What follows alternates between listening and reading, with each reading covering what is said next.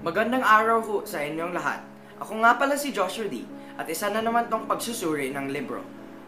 Ngayon, ang libro na susuriin natin ay ang dekada 70. Alam naman lahat nating Pilipino kung anong nangyari sa dekada 70, kung saan si Marcos ang naging pangulo ng batas militar na Pilipinas. Ngayon, napakadelikado nito dahil kung sino ka man, pwede ka man mapatay o huliin dahil sa wala lamang. Halika, suriin na natin ang dekada 70. Sa librong dekada 70, nakikita natin ang pamumuhay sa panahon ng batas militar. Ngayon, nakikita natin ang buhay nila Amanda Bartolome, ang asawa niya na si Julian Sr., ang mga anak nila na si Isagani, Jules, Emma at si Jason, at kung paano naghihirap ang isang tao sa panahon ng batas militar. Ngayon, sa dekada 70, may nakikita tayong mga stereotipiko na nakikita pa rin ngayon. Ang una ay Marxismo. Nakikita natin ang Marxismo sa dekada 70 noong parati sinasabi ni Jules na mas mataas ang mga lalaki sa babae. At paulit-ulit niyang sinasabi, it's a man's world.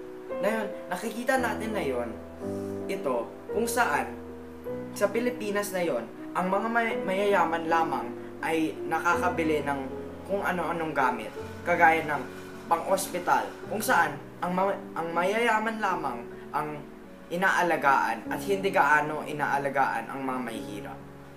Ang pangalawa ay post-kolonisasyon, kung saan sa dekada 70 nakikita natin paulit-ulit na hindi lang Pilipino ang ginagamit nila, kundi gumagamit rin sila ng Ingles.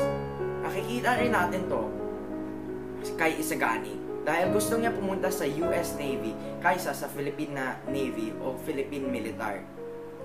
Ngayon, nakikita natin na yon to sa Pilipinas kung saan lahat tayo ay gusto bumili ng imported, kagaya ng mga t-shirt, inumin,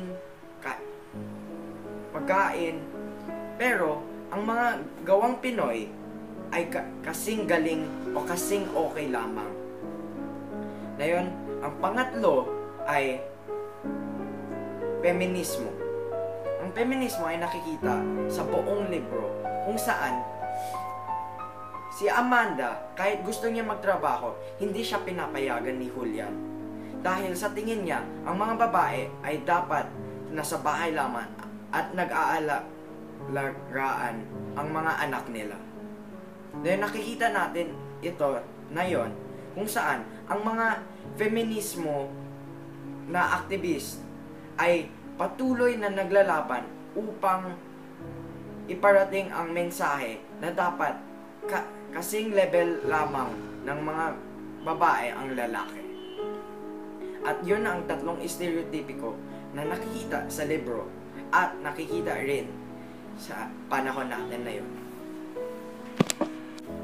Ang masasabi ko lamang sa dekada 70 ay una, dapat itong basahin ng lahat ng paaralan dahil nagpapakita to ng buhay sa dekada 70.